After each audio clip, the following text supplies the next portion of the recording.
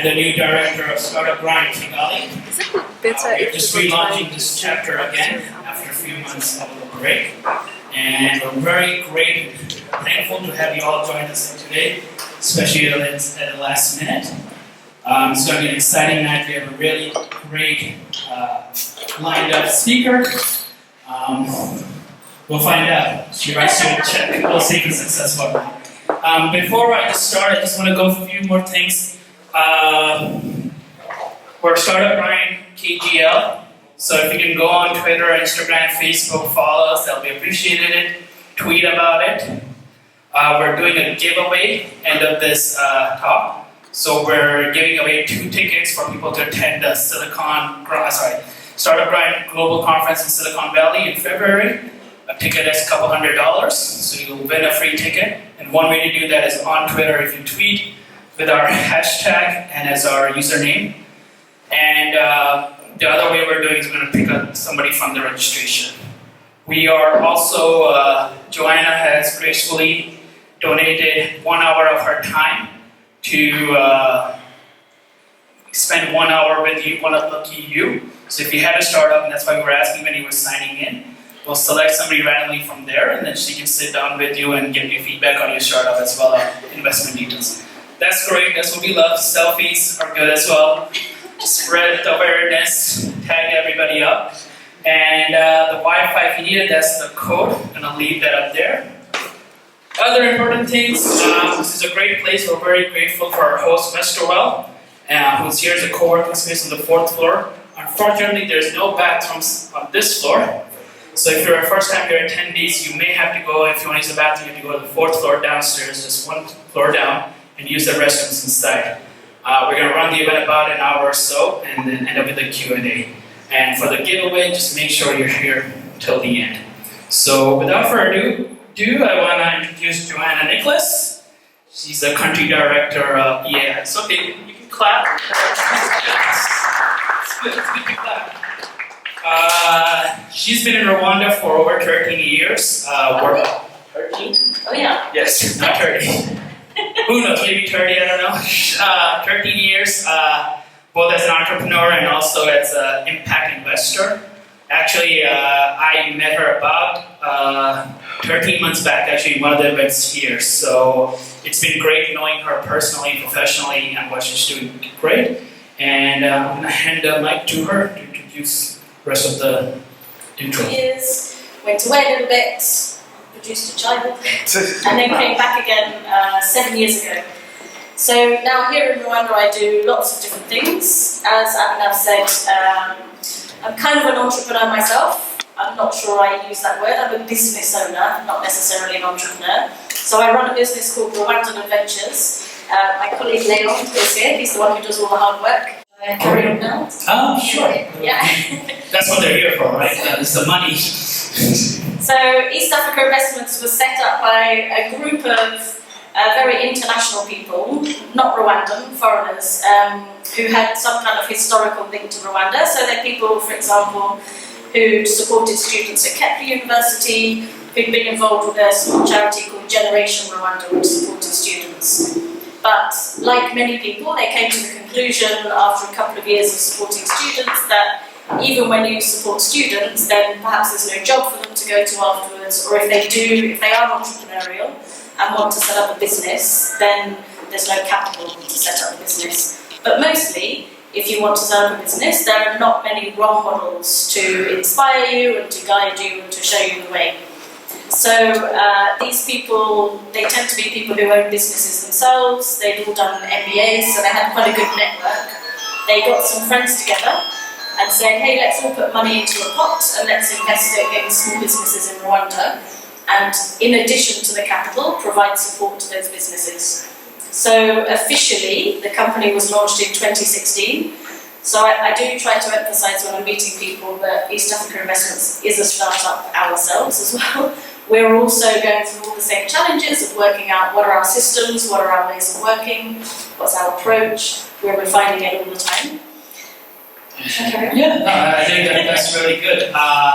A little bit about me as well. So I'm the director of Startup Grind Kigali, but I also run Freshbox as a CEO and a co-founder. we're doing cold chain transportation and storage for fresh produce to make sure there's a reduction in losses of post-harvests. So I'm coming from the other side as a startup who needs money, and Joanna's coming from the both side, and she's coming as a potential investor in something like us or other companies that are around here. So I want to first to start to ask, like, why impact investment?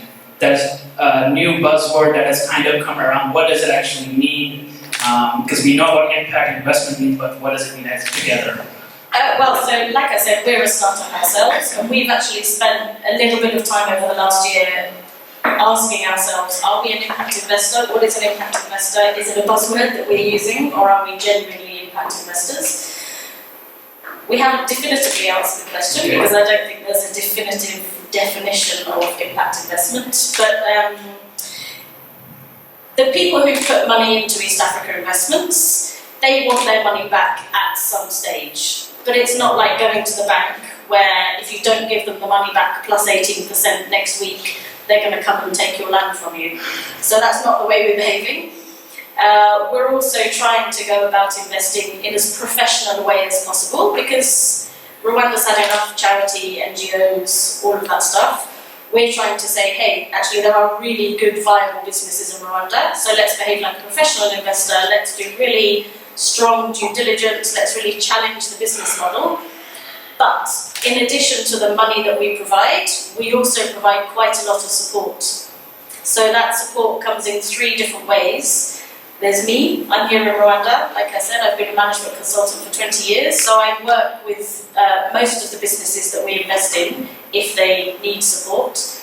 Then we have a number of programs with typically European very large companies, management consulting firms or accounting firms, who send their staff to Rwanda for a month in the summer and work with the companies that we work with. And I put a lot of time beforehand into making sure that they're not Muslim groups who turn up with no clue and come up with all sorts of inappropriate solutions. So we do a lot of hand-holding in advance, agreeing exactly the scope of the work that they do with our portfolio businesses. And then the third level is, I mentioned all of the people who've invested in East Africa Investments. They're all business owners themselves. A lot of them have made money by growing a business and then selling it. So they will have a huge amount of experience to offer to our portfolio businesses. So they also tend to take a seat on the board or just provide some kind of strategic advice to the businesses that we invest in. So that's part of what we do, which we believe has an impact. But sorry, No, go ahead. or maybe you'll ask me later, but we're not just investing in any old business either. We want to invest in businesses that are creating jobs in Rwanda, that are paying taxes, contributing to the growth of Rwanda as a country and as an economy, and supporting women, supporting children, all of the SDGs. So to us, that's our definition of impact investing. Great. So before I get a little bit deeper into that, wanted to mention that usually there are different stages of investment. So you're starting with pre-seed money and seed money, and especially in Rwanda or in other countries, you may be looking for more of a grant, donor-based funding and impact investment. And then to the next point, there's angel investment usually, and then there's Series A, B, C that is working with VCs or venture capitalists. So I want to ask you specifically what kind of companies you're looking for, why are you looking into them, and then where do you fit in that sort of like the timeline of that investment? So firstly, I should say we're sector agnostic, meaning we're not only looking at agriculture or technology, we're interested in any business in any sector. But in terms of the stage, we would describe ourselves as pre-seed or seed, which means we have a little bit of flexibility. So it could be a business that isn't yet generating revenue, but we think there's a good, strong potential, or a business that has just started generating some revenue. Perfect. And then what are you looking for a team? You say you're sector agnostic, but are you in a company, are you looking for a team or at a certain revenue point or traction? What are the factors that you consider? A lot of people can't do that. So then the second challenge is, because the ecosystem in Rwanda isn't very developed, meaning people come to meet me as an investor, they haven't necessarily been through incubation and accelerate. They haven't necessarily been through all these formal stages to get to the point where they're ready to meet an investor. So people will come to meet me and they can't show me their business forecast of how much money they think they're going to make in the future. They can't describe their customers very clearly. All sorts of straightforward questions that I will ask. They haven't got far enough through the process yet to be able to answer those questions. And that's fine, because, like I said, we're a for-profit investor, but we also want to support people. So I'm happy to spend time with people, helping them move a bit further forward to get to that point. But I only have so many hours in the day. So then what else can we do? How can we, I think that's a really good point, but then sometimes, if we're lucky, the investors tell us that, hey, you don't have this business model, I need a financial projection, or I just need your deck, right? Yeah.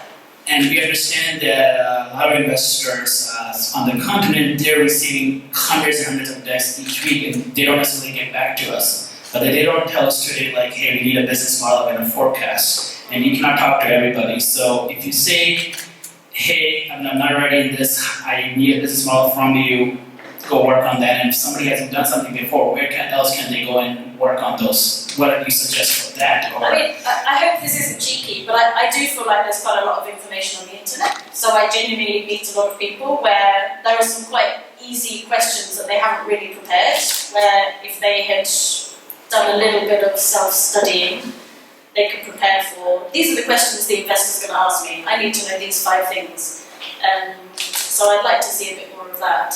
But maybe I can answer kind of the other side of the question as well. Let's say someone does come with a fantastic explanation of what they're doing with financial models, then why do we not invest? I think, again, a lot of the time, we're not the right investor for many reasons. So the first reason could be often it's not the right stage. So someone has an idea, but they really haven't gone very far beyond the idea. And we're not gambling, we are gambling with our money, but we're not gambling quite that much. So we want to see, what the model is. I think the second challenge is a lot of people have really nice business ideas, but you've got to be clear about the difference between the kind of business that can have an investor and pay back an investor. I don't know what we're talking about, so if you have a question, just raise your hand. Like, I don't know what that means. So cap table is kind of short, like your table of founders is like an equity pie. So when you start up a company, let's say there's 5 founders and you have divided 100% into a certain amount of percentages. And usually if they're investors who are doing equity-based investments, such as EAI, they give you some money for some equity of your pie. They are going to take that away from the founders. So what I want to understand is that before you get pitching EAI or the investors, when you're actually trying to create a term sheet is basically a contract simplified between the investor and you. It's basically what you sign in. Do they consider looking at who's already sitting on the cap table in the terms of, like, are there previous investors? Who else has put in their money? Right? So yeah, we do. So I've met 3 or 4 businesses here where right at the beginning, people are really enthusiastic and they go to RDB with their 3 friends and say, hey, let's start a business together. 25%, 25%, 25%, 25%. And then 1 year later, one person is really left doing all of the work and the other 3, they've got a job in a bank, they're doing something else, but they still own 25% of the business. So even though when we buy a share, their share will be diluted, we're putting in money and we're putting in a lot of effort, and as time goes on for the business, generally future investors won't want to keep putting money in when there's 3 people who own 75% of the business and don't do anything. So we can have difficult conversations sometimes with people to say, actually, you need to have a think about this shareholder who has 25% of their business. They think they took a huge risk by putting in 100,000 francs a year ago, but we're about to put in $30,000. We don't think it's fair that that person still has such a big share of your business. So I've just met so many, even very young businesses. I met a fantastic young woman who does a technology business. We didn't invest in her. but she kind of had two partners that were stuck owning 50% of the business that she needed to find a way to encourage to hand over their shares. So it's difficult. Is that is something that from what I see is much more common in US, Asian, European startups and maybe a little bit hard here in Rwanda, especially if you're doing impact investment. Does growth matter to you and who are you investing in and how does that play in your decision? Yeah, I mean, we can't invest in a business that is just going to stay stable because we do want our money back. So the key word here is exit. So part of my job when I meet a new business is to say, what's the business model? Who's the entrepreneur? What's the exit route? In 3 years, 5 years, however long it is, how are we going to get our money back? And just generally, there are 2 or 3 options. So before, can we just define what exit is? Because some of us may not know what exit means in terms of startups or investment. Yeah. So if you can define a little bit what is an exit. Just getting our money back. So both as exit for the investors where they want to leave the company in terms of the investment and how much money they get back in. But then also for startups, like what is their strategy of exiting for co-founders? What's the next step? And we'll discuss a bit more about that. What are the actually exits in Rwanda you may be able to do? Yes, go ahead. But, so back to your earlier question, again, in terms of meeting an entrepreneur who's really prepared to talk to an investor, the most impressive entrepreneurs that I meet, we get to the final page of their presentation and it says exit. So they have also already anticipated, hey investor, this is how you're going to get your money back in however many years' time. So, and usually what are they presenting on the final slide? So just generically, there are a couple of options. The first option, which I think is, for a lot of businesses in Rwanda would be a good option, is what we call a trade sale or a trade exit. So he's not here, but I'll take the example of Winners Crisps. You know, the potato chips. We actually had them back. Oh yeah, so you've been eating. Yes. So there are lots of multinational brands of potato crisps that are perhaps not sold here at the moment. And maybe in 2 years' time they'll think, hey, we're ready to enter the African market. And rather than starting from scratch and opening a factory, trying to convince people to eat crisps with their drinks, trying to find how to distribute the crisps, trying to find qualified people to make the crisps, trying to find the packaging, blah, blah, blah, blah, blah. Instead, they'll go, oh look, Winners, they're already making crisps. Let's just buy that company. Okay, we'll get rid of the brand Winners and we'll now label it Lay's or whatever the brand is. I don't know brands in the US. Lay's. So a trade exit is a good thing to be thinking about. The second one, which could be a little bit more difficult, is basically you as the founder, you buy back the shares from us. And here, just please remember, it's you, Bosco, you're buying the shares, it's not your company. So the company doesn't buy back the shares because the shares belong to humans, not to the company. Do you see what I mean? So then you need to be running your company and somewhere stashing away enough cash that you can then buy back that part of your company later on. Then the third possibility is if you're really growing the business to get more and more investors, then maybe in 2 years' time you'll raise a whole new set of money and one of the new investors, instead of giving them new shares, they would take our shares. They would buy our shares from us. Is that last one clear? It took me a long time to understand that. That is clearly a good point, because I think it's still getting a little bit complicated. From my personal experience, and I've done startups in the US and Asia a little bit, and also now working in Rwanda, is sometimes that we're the final goal, what we think is like everybody wants to be junior, right? It's a little company, everybody else junior? There's somewhere around here on the continent, right? And sometimes we see their success story as opening up on the New York Stock Exchange, and that kind of the exit that we try to portray, especially in Western continent or like shows like Silicon Valley, that once we do an IPO, that's a successful exit for companies. Which is true, it is, right? But often we haven't developed our stock exchange market. I don't know if everybody knew, who knew there's actually a Rwandan stock exchange market. With 10 businesses on it. Yeah. And let's see more of the people who are probably not here from Rwanda know about that. The people who are here. So we don't often get that chance, or there's no actual way to work around that. So how does that work? Especially, let's say, if you cannot do a trade exit, or for example, if nobody buys you, whatever, are there any other way besides owner's buyback, or are we still waiting to see a successful model of that happening here? I don't have a full Gotta throw you a curveball. So. No, not that I can think of. Okay, that's fine. Hopefully we'll work on that. And before I leave that topic, what stage does EAI exit?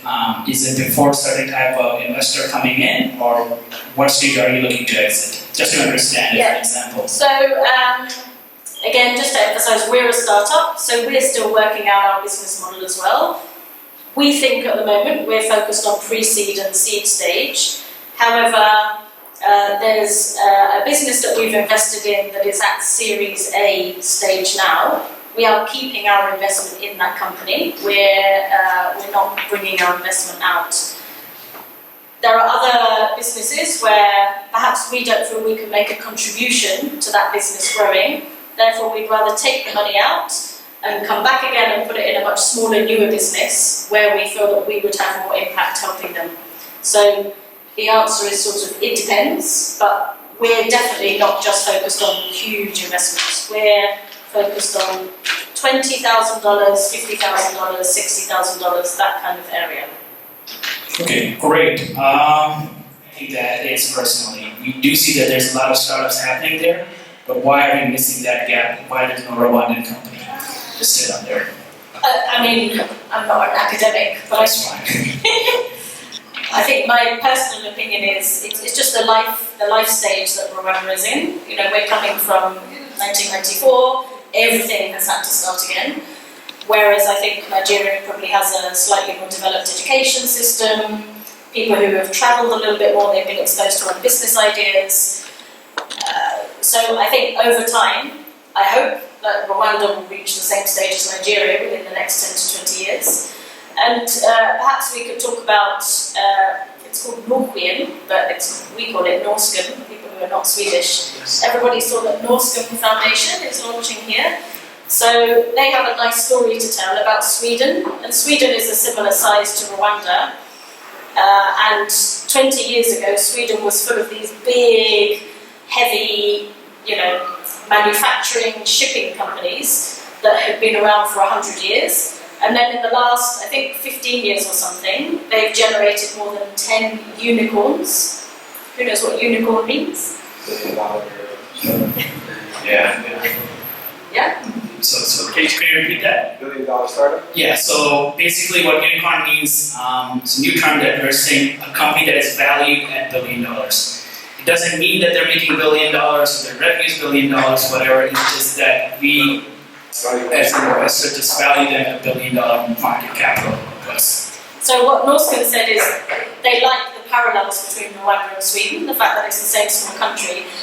But of course, let's be honest, Sweden is also full of incredibly well-educated people. I've got no idea, Lars, what percentage of people in Scandinavia have master's degrees?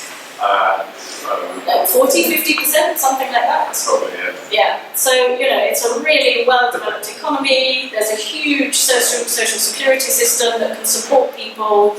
People who've got parents they can live with, who can pay them while they're busy starting their startup. It's a completely different context to Rwanda.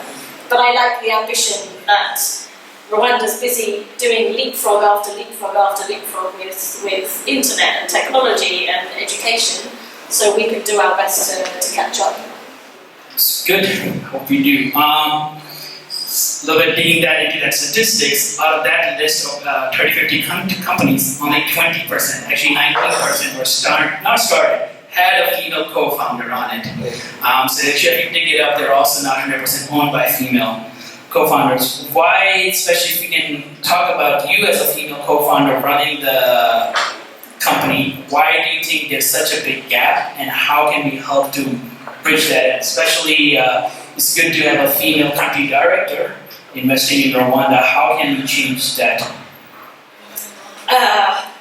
Let me put my Just giving all the hard questions. That's what they're here for. Firstly, I should say we do track statistics. So for East Africa Investments, I have a huge unwieldy spreadsheet with 160 companies in it, where I have tracked whether the founder was female, roughly what age group, without being personal. And so far, our investments, we're really lucky. It's quite nicely balanced. Obviously, Azuri, is two young women. The school that we invested in was also set up by a woman. Kasha was set up by a woman. So we're doing okay in terms of gender.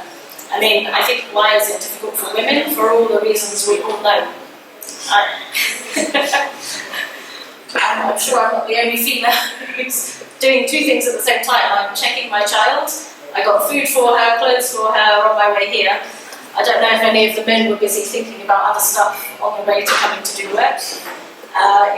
We weren't. Sadly. Women get on and do stuff. They have to make the money. They have to do what they have to do to provide for their families. I think men still have a little bit more freedom about their responsibilities. Okay, and I hope we do change that. At least there is a little bit of representation from our female entrepreneurs here. That's great. Please bring your friends next time. Yeah. We'd love to change that conversation. And I should say, I would definitely have, what's the word for positive bias? So I would make extra efforts to meet women entrepreneurs whenever I can. So that's a really good word, bias. I got a very interesting stat here as well. So Village Capital is working out of the United States, and they're investing in different companies in different sectors here in Rwanda and the continent as well. One of the reports they did about 2 years back, that, and it's not only the ones that they invested in, but 90% of the East African startups that they invested in were started by foreigners or Muslims. And that is I think we have seen that, but we did not have really statistics behind that. How does that bias play in, and why is that bias there? Is there a way we can change that? Yeah, again, this has been a really, really important topic for me this year in particular, because, like I said, I track my statistics just for my benefit, and my pipeline this year in particular is suddenly very skewed towards foreigners. So, of course, I'm Rwandan, I have Rwandan nationality, but I'm still white, I'm still English as well. I still have all of these biases in my head. So I've done a bit of reading about it, and the word that I liked was pattern recognition. So I have a challenge with, so my job is then to take your business and then try to defend your business to all of our investors, and we have an investment committee. And if I say to them, Kasha, selling hygiene products to women on the internet, they'll go, yeah, great, totally understand it, seen that, get it. Who's the founder? She's an American woman, super dynamic. Where did she study? What did she do? Lots and lots of things, patterns that they will recognise. So we can have a 5-minute conversation about that. If I say to them, a sharing, how did I describe U+ earlier? An app where people contribute to raise money for weddings, they'll go, what? Why are people raising money for weddings? Oh, okay, that's interesting. And then how do people do it at the moment? And what's mobile money? And why do people use mobile money? And why don't they do this? And why do you go to a wedding meeting? And why? So firstly, there's kind of understanding the product. And then I don't know the difference between bias and racism. I hope it's not racism, but it's... But I think it's that you mentioned, it's often the lack of knowledge. I was just in Cape Town last week presenting my company, and we do refrigerated, basically a fridge for vegetables. And I presented why we needed that in Rwanda, why I'm making my own here rather than bringing one from Middle East or China. It's 5 times cheaper. I can do one for $5,000. There's something going to cost $25,000.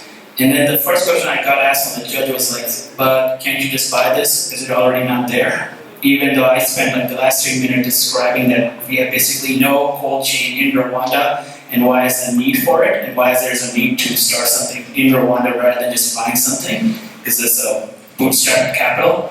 Sometimes I feel it's like even from these big firms who are investing in the country here and the continent, forget even traveling to those spots. They may have traveled there and been there for a few days, but sometimes they have not spent enough time to learn where the problems are coming from, or have lived enough to actually realize those problems and understand why it's a pain point for a potential user.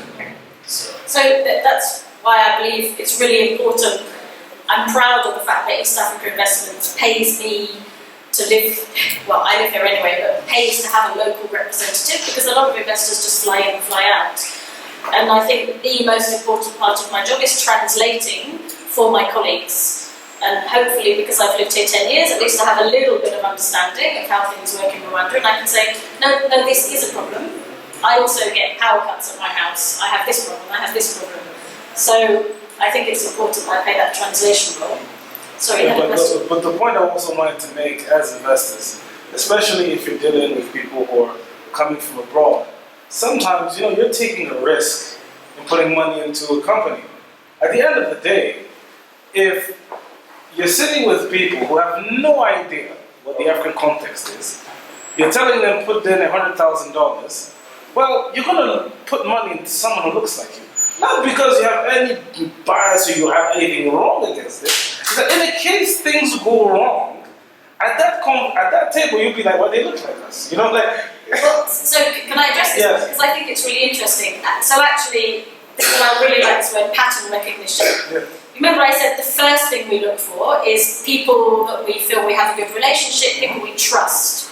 So how do I build trust with another English person versus how do two Rwandans build trust with each other? In Rwanda you say, which hill are you from? Who do you know? Etc., etc.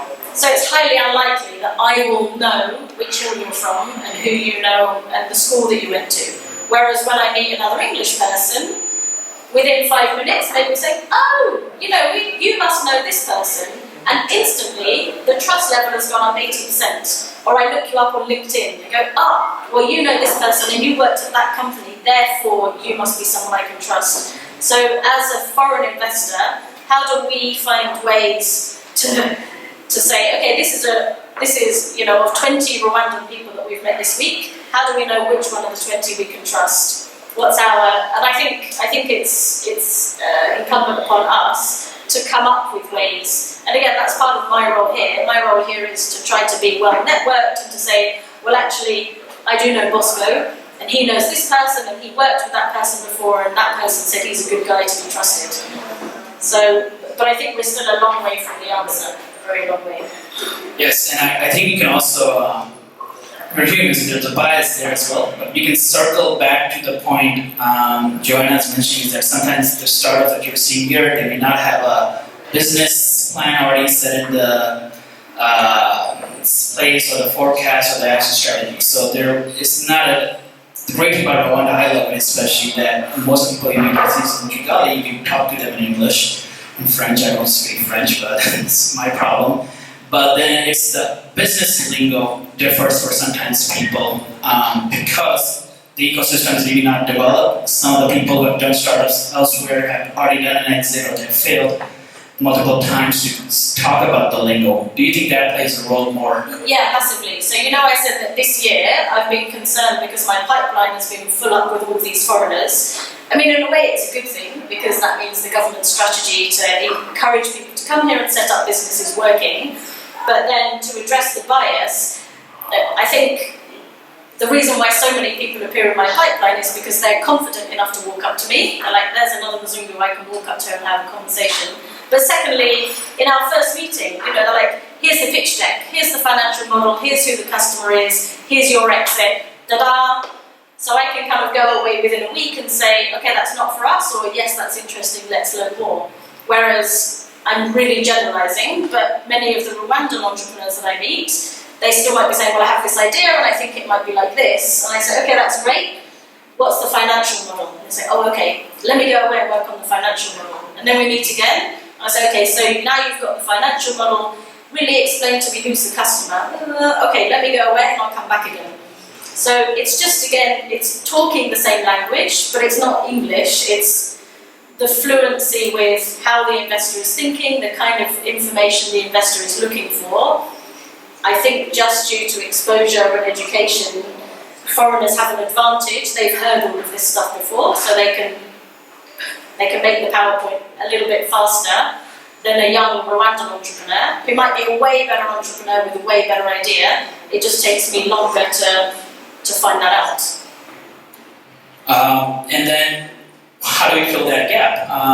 Is it then going back to finding those resources where we can actually work on that? Or is it just simply and sadly as just Googling everything? How do you think you can change that?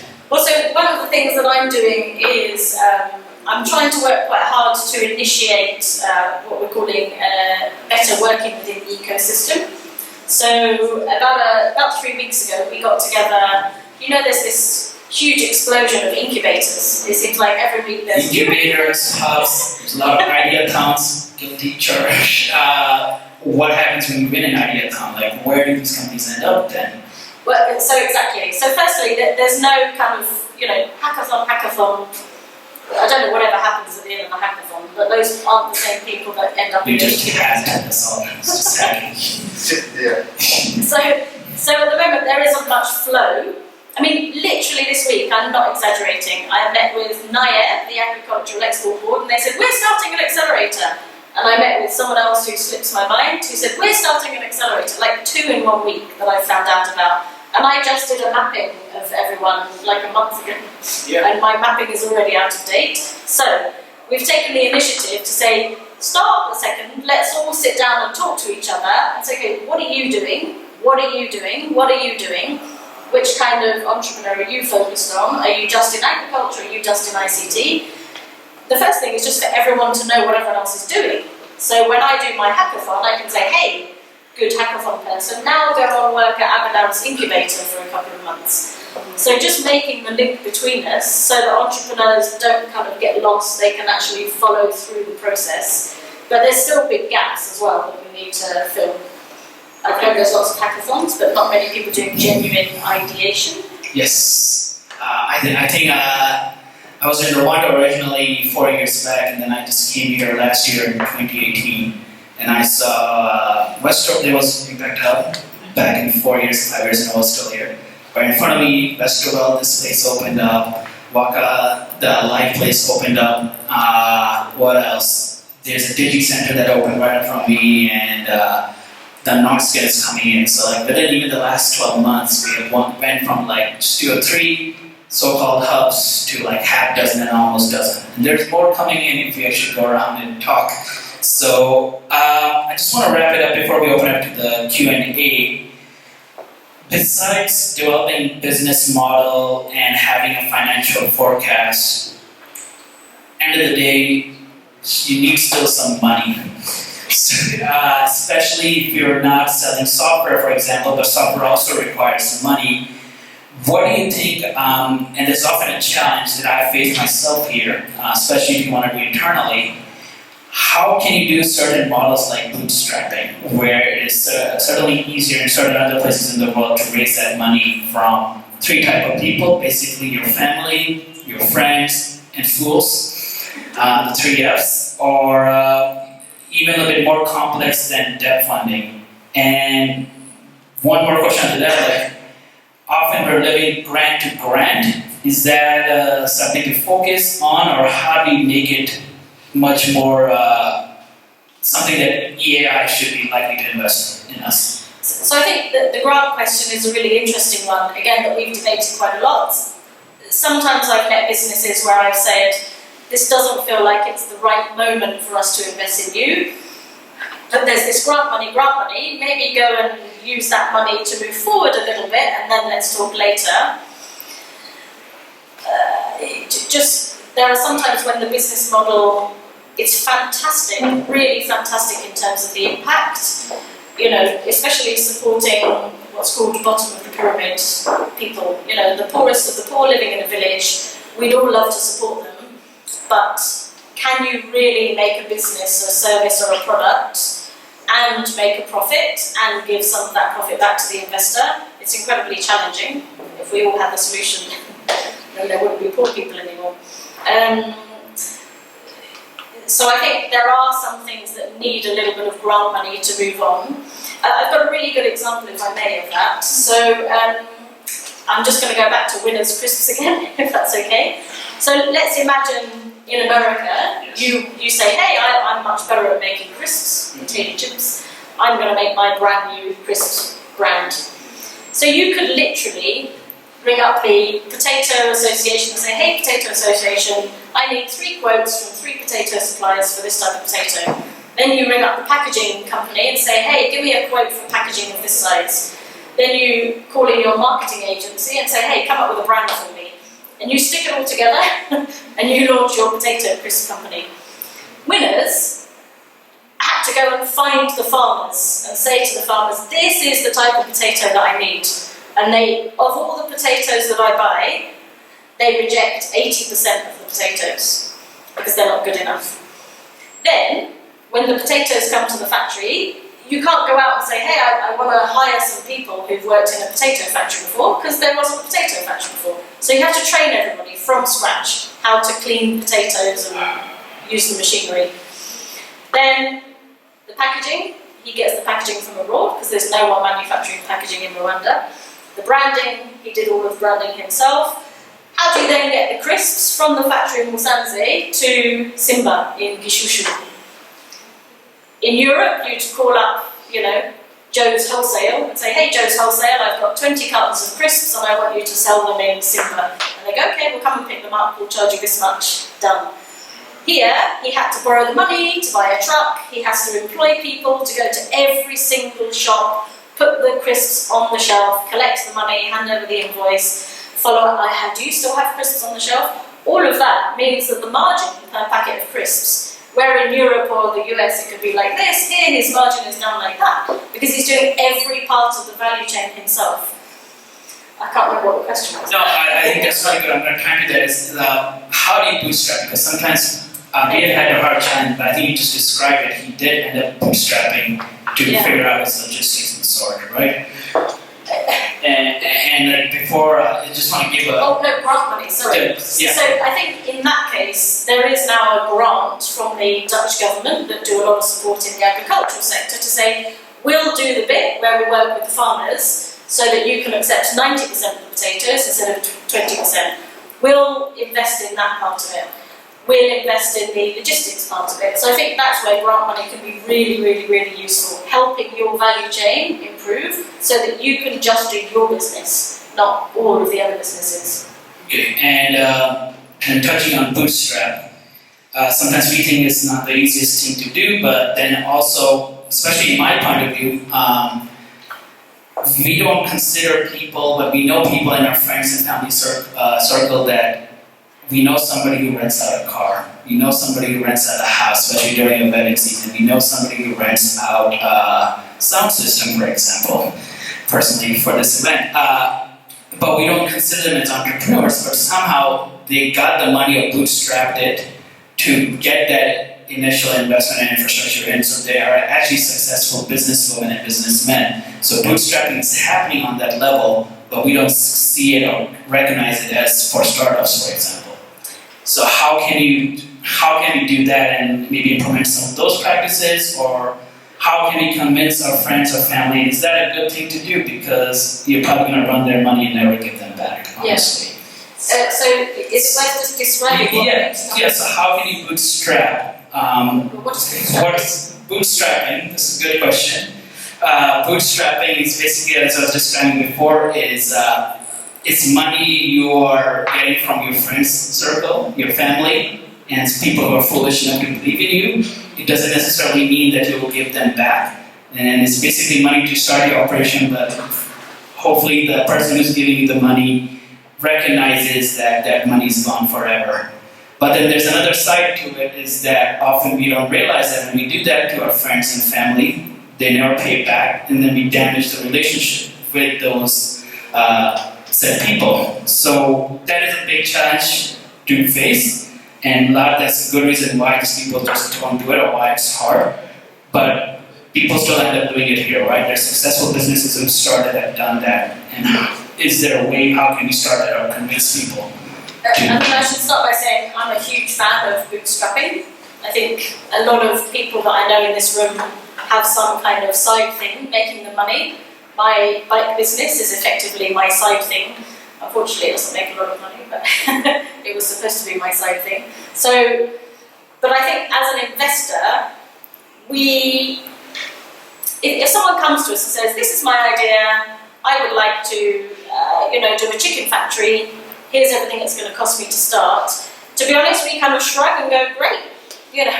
You put some of your sweat and money into it first, prove that it works, and then we will come and help you.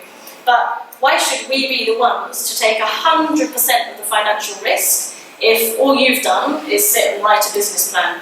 So, just back to remember my first point, trusting people, is trusting and finding people who are really, really committed to this business. Because we don't want to put in $50,000. 3 months later, you say, oh, actually, I've got a job. Sorry, I'm now going to go and work for Bank of Kigali because they'll pay me more than this business will earn me.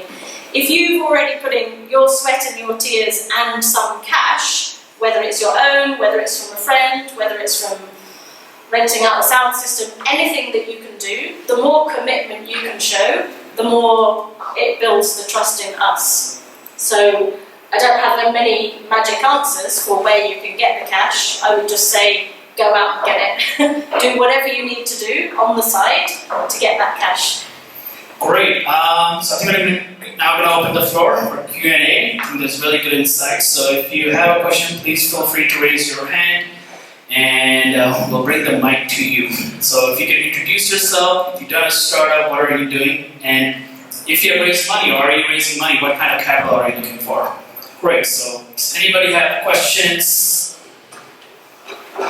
All right, cool. We'll start with him. Thank you very much. My name is Angelo Igitego. This is not a question, but actually maybe a clarification or a recommendation. I think you've talked a little bit about the stage of the Rwandan economy and the startup scene, how things are evolving. My input or maybe my clarification is, besides giving, writing checks, are you also trying to empower startups in terms of formal mentoring programs, all those requirements that they have to put together in order to be investment ready? Are you trying to do that? So let me take a step back. As I mentioned, we're a startup ourselves. So the reason why you know me with so many different hats on, for those people who know me, is because I'm only paid to work 2 days a week. So the other 4 days of the working week, I'm doing bicycles and all sorts of other things. So the way that a typical investment fund works is they have $5 million, and they will say to the investors, we will take 2% of the $5 million to spend on paying for Joanna. We have a small fund, and we want it to have as much impact as possible. So even if we took 1% of $400,000 over 3 years, that's not very much money. So we find ourselves in the same situation as many of your startups, where we say, okay, how are we ever going to grow this fund so we can provide a lot more mentoring, a lot more support, spend more time. Back to the bias question, I need to go out and hunt down as many Rwandan-owned businesses as I possibly can, but that takes time because they don't necessarily come to me. I need to go out and find them somewhere. So interestingly, just this week we applied for a grant ourselves, a grant that is being offered by, I think, the UK government to try to grow the startup ecosystem here. And our grant application was to say we would really like to be able to provide a lot more mentoring and a lot more support to the businesses that we do meet, whether we invest in them or not.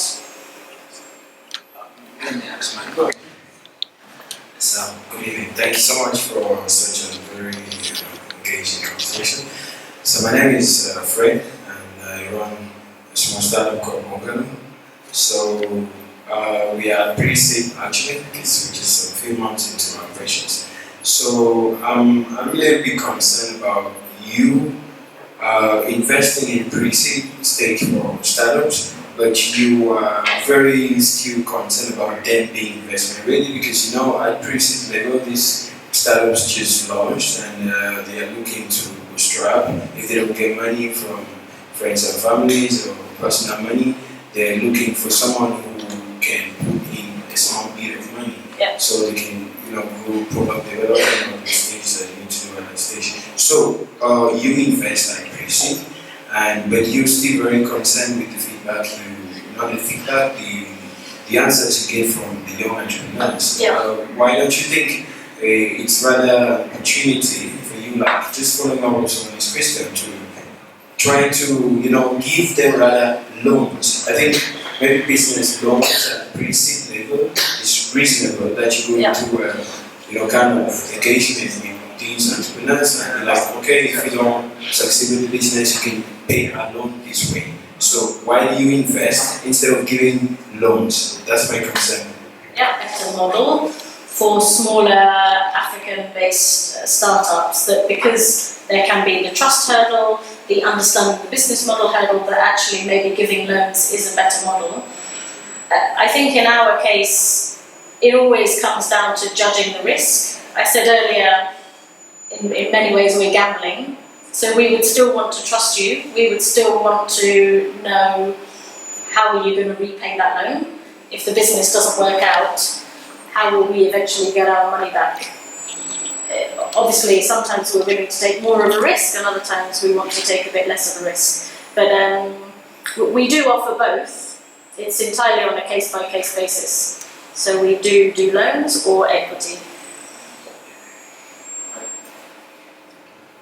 Yeah, my name is Emil. I represent a company called Task Force, specialized in BPO. Not exactly a startup. Sorry, PPO? Business process outsourcing. Oh, PPO. Yeah, we're a company that specializes in e-commerce. Yep. Not exactly a startup, but we started in the African hub here in Rwanda. And the question that I had, because you've mentioned you've started seeing a phenomenon, which is a lot more Mzungus appearing in the ecosystem. So what have you seen as of those you've rejected, those you've accepted, of course that's a great thing, but of those you've rejected who came from this new cohort, compared to those you rejected before, what was the biggest difference in growth, besides understanding the lingo? You mean the people we've rejected who are foreigners, or just all of the people we've rejected? Yeah, the foreigners, those who spoke the lingo and had the whole thing down packed, telling you about the deck, everything, how they bring you this, compared to, let's say locals who that you felt, oh, this is not the type of risk profile I want to take. Yeah. I suppose I would argue, despite the bias that we've discussed tonight, we could possibly also be a little bit tougher with the foreigners who we meet, because we know that they've also possibly got privileged access to other sources of financing. So if I meet a foreigner who they've literally got, their A4 sheet of paper with their business idea and they haven't done anything at all, I'm going to be even less willing to listen to them than I would be to listen to a young Rwandan who, it's a lot harder clearly for a young Rwandan to access any kind of cash than it would be for a foreigner who's already paid for their flight to come to Rwanda. So I think we're definitely a little bit tougher on the foreigners. I think in terms of rejection, this year has been different just because of the volume has been so much bigger, and therefore the quality is also bigger. We're maturing as well as a company, so there are business models that I've seen coming around a couple of times where we can be faster to say, no, we've talked about that before, it's not going to work. Interesting new business models that we haven't seen before. I think we've learned a lot over the last 3 years about whether something really, especially within Rwanda, we haven't really talked about it much tonight, but there is this problem in Rwanda. It's not a problem, it's a challenge that the government has already addressed, which is if you start your business in Rwanda, it's quite difficult. The market is so small, there are only 13 million people here, of which how many really have disposable cash? So if you're trying to sell books or soap, how many people really have disposable money to buy those things? So somehow there's a kind of limit to the amount of profit you're ever going to make in Rwanda. But the government's model is come here, test your business, learn how to be an entrepreneur, and then expand to other countries. But this year we've met quite a lot of businesses where the business might be great, the entrepreneur is fantastic, but it actually already exists in the other countries pretty well. So even if they do a fantastic job here, they might have a difficult job expanding elsewhere. So that's been a new trend this year. Yes, please, at the back.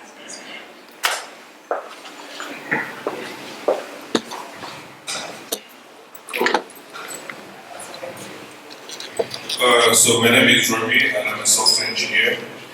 So I would like to ask, so how do you measure a company valuation for pre-seed or seed investment?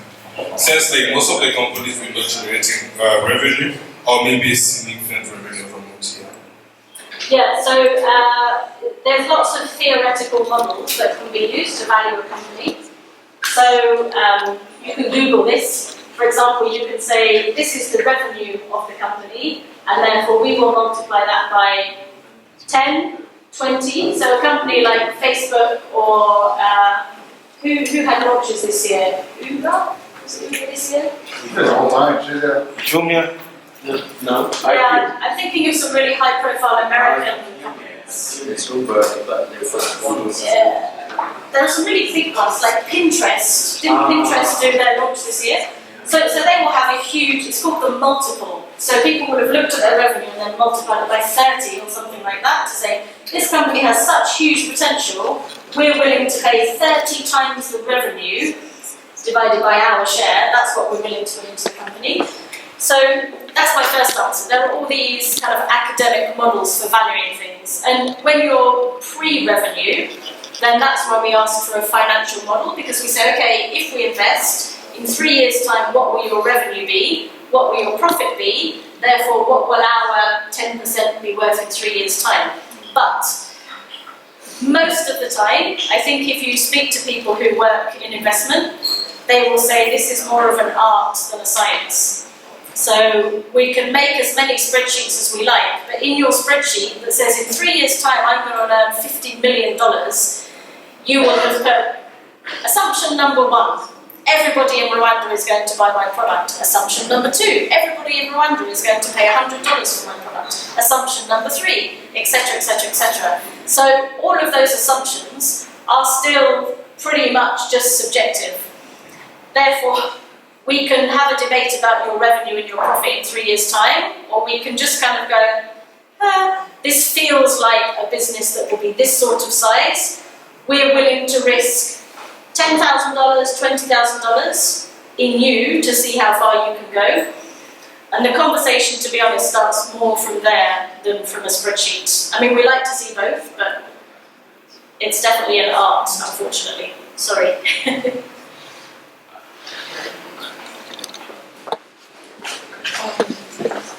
Hi, Amina here. I might have 2 short questions. One, have you ever invested in anything that didn't turn out well? Because you said you have 5 very successful startups. Yeah. And the other thing is, I think in total you had about £700,000 pounds raised. 450. Yes, Yeah. but that was this round. So, Sorry, there was, yeah. so in total you would have gotten to 700,000. How many investors are behind that? So what's the average that people are investing? So to your first question, obviously the performance of our portfolio companies, unless it's public information like Azuri winning a competition this weekend, unfortunately I can't really talk about it, but I can just say we raised 1 pot of money and we raised a second pot of money because we felt that our first pot of money has succeeded really well, and we still believe that. So generally everyone's doing quite well so far. How many investors? That's also kind of confidential information, unfortunately. But most of our investors, they're quite passive. They're also anonymous, so they are friends of people who originally put in money. Very roughly, it's around 20 people who've put in the money, 20 to 30, I think. Even, to be honest, I don't even know the list of people, and I haven't met them. It's just my job to defend their money as well as I can. Yes, Lars? I'm Lars, a couple of businesses here in London. I want to talk to you about, or hear your opinion on 2 things. One is the bootstrapping and the other one is kind of the bias. So the bootstrapping, I kind of love that expression. I had an American come to me and say, why did you just get the money from your friends and family? I was like, you don't know my family. I was like, who's going to give me money? But it seems to be that bootstrapping is somewhat possible, especially if the company you're trying to do have very small starting capital, or the things you're making, like the capex, is extremely small. Yeah. If you're making apps or something like that, you can get away with a smaller capex. But if you're trying to build a car, then you really need a lot of money, and it's not so easy to bootstrap, especially in a country where your friends and family might have, at best 50 or 100,000 francs to help you with, if you can get to that. So how do you judge that? What's the cheat trick to get around that? That's about the bootstrap and the bias. Everybody here, I presume, have a business or trying to get a business. And talking to people, especially investors coming from outside, it's really difficult. Either you're an impact investment or impact company or a regular company. It's difficult for people to understand what Rwanda is. The example that I normally use is, how long does it take to go to the bank? It's like, it takes 4 hours. And people are like, why? That's just because you're lazy, just do it online. I said, no, you don't understand. It takes 4 hours when you go to the bank, because that's how it works. It's not big things, it's all the small things that are much more difficult. And getting to a point where people understand that you already spent, as you said, 45 minutes discussing things that is about Rwanda. Even I stumble on things that I don't know in Rwanda now again. That guy yelled at me for 5 minutes for the industry. But there's always things that we don't know. But how do we get around that so we don't have to be teaching investors and then turn around and asking them to teach us and hand out money? Like, what can we do to bridge that gap of knowledge? Your second question, I'll answer that first. It's a really, really interesting question. Even my colleagues in East Africa Investments, so those of you who work in this building, some of them were here in October, and one of my colleagues, the main person who works with us and does all of the hard work, we had to go to RDB because 9 months after investing in one of the companies, we still weren't registered as a shareholder, because on the online system it was reject. So we physically went there, irritated lots and lots of people, and eventually some kind lady called Natasha, she's the lady on the reception desk as you go into RDB, she physically took our documents up to see the Registrar General herself, showed them how things are notarized in the UK, which is different to how things are notarized in Rwanda, got a whole new set of instructions as to how we should register, blah, blah, blah, blah, blah. But that took 4 visits in one day with me and my colleague. And she's been working in Rwanda on and off now for 6 years. And she was blown away. She said, I can't believe it took us 4 visits in one day. And still, the documents were still rejected 2 more times. And eventually I sent an email to Natasha with a photo of my colleague sitting next to her, writing a document that we were told to write, with a photo of me bending over a piece of paper to show that our documents are notarized on the rear in England, not on the front. And I sent all of those photos to RDB. And finally, after 9 months, they accepted our documents. I honestly don't know the answer, Lars. I feel like our model is by having someone here. So my job, just to emphasize, is to translate all of this nonsense to my colleagues and say, do you know what, if we're working with an entrepreneur, it might take them 2 days to go to the bank and get this thing done. Let's not get irritated that something isn't happening, because this is just the way it works. It's raining, so the meeting hasn't started because it's raining. Don't think that's weird, that's the way it works in Rwanda. Back to your bootstrapping question. Yes, there are absolutely some businesses, so YoBrand, I've met YoBrand there. To get their business up and running, you could argue, they needed a laptop and an internet connection. and then they can start generating money from a customer within a week, I believe. Maybe your RGB certificate as well. So if somebody comes to me saying, hey, I want to set up, a website building company, give me money, I'm going to say, no, find a laptop, do it yourself, come back and see me in a year's time when you've got some expansion plan or some growth plan. But if someone says to me, it's going to take $500,000 to just start building my car or start building whatever it is, then of course we take a different approach as well. And we don't say just keep selling more ketchup until you've built it yourself. We are going to take a different way. And that's where, just going back to the grant money, I have met some interesting businesses recently where it sort of feels unbalanced. They're getting like a $500,000 grant, and then they still need us to put in $50,000, which seems absurd, but it's because the grant money has to be spent on X, Y, and they still don't have working capital to pay someone's salary or to, do the things they need to do. And we've shifted our thinking a little bit in the last year, where previously we were a little bit, that's a kind of grant money type of business. Now we're trying to see it differently and saying, actually this is great, because we effectively benefit from that grant money as well. Because we can put in 50,000, help the business get from January to June. By the time the grant money is really starting to kick in and all of the infrastructure is starting to kick in, we still have our little share of the business and everyone has benefited. So no dilution. Sorry? Without dilution, without somebody putting in all that money to get stock out of it, right? Exactly. Yeah. So it's great compared to, if we were investing in a business in the UK, people don't really, I don't think, get $500,000 to build some infrastructure stuff, and then we get to put in 15. So we've changed our thinking to see it as a benefit now. Cool. Really good questions. I was still here, if you're wondering where I was. Abhinav, there's just one more question. Okay, let us ask that. So I was going to say, we're still have break, so we're going to be still here and then we can still talk afterwards. But last question. Maybe the question is there a maximum amount of money you can invest?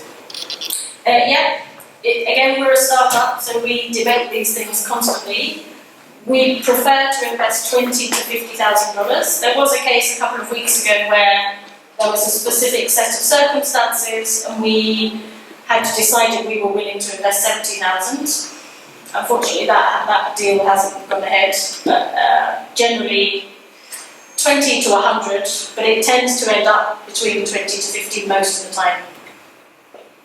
Great. So as I said, we are going to wrap it up. You've been on the spotlight. If there are any last words you want to say, or last words? Yeah, I suppose two things. One is, do your research before you come to see me. Just do a little bit of Googling. What does an investor want to know, and do I have those answers yet? But then to contradict myself, my door is always open, and I hope I'm approachable. Just come and see me, and I'm really happy to talk to people. I'm a bit busy, so I'm not very good at replying to emails, sorry. But if you're not sure if you need an investor or you're not sure if you need to do something else, I'm happy to give a bit of time to give advice to people. Cool. And where can we find you? Downstairs. Downstairs. Great. So thank you, Joanna.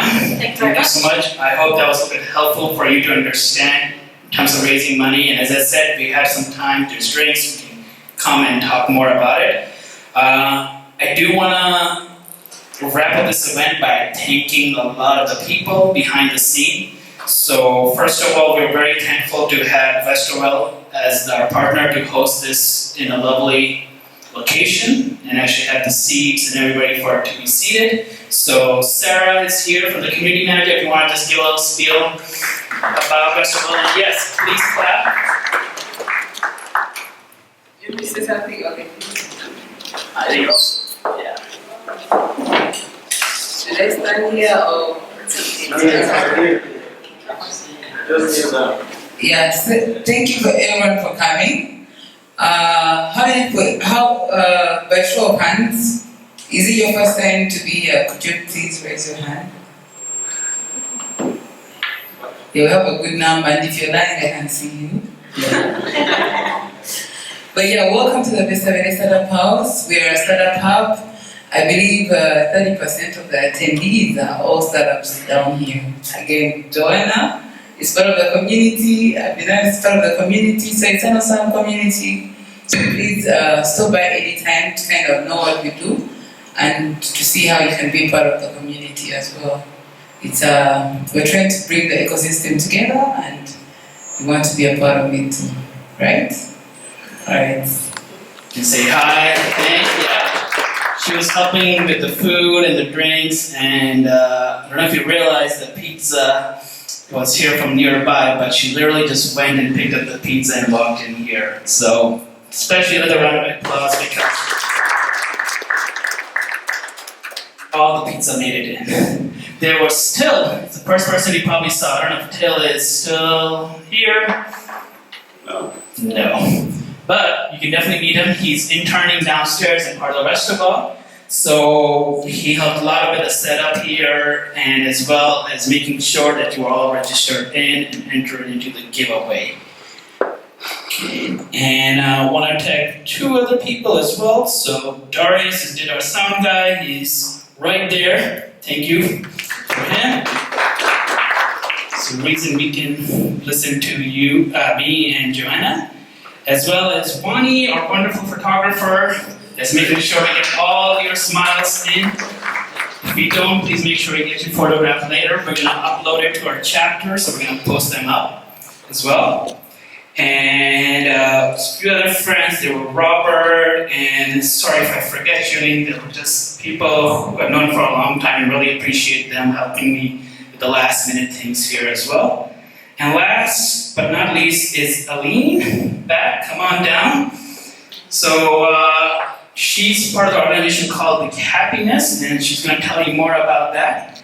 But Aline and I have been working together to get this up and running, especially I was traveling, and somebody don't want to mention when I arrived in Kigali, but it's very, very soon to this event.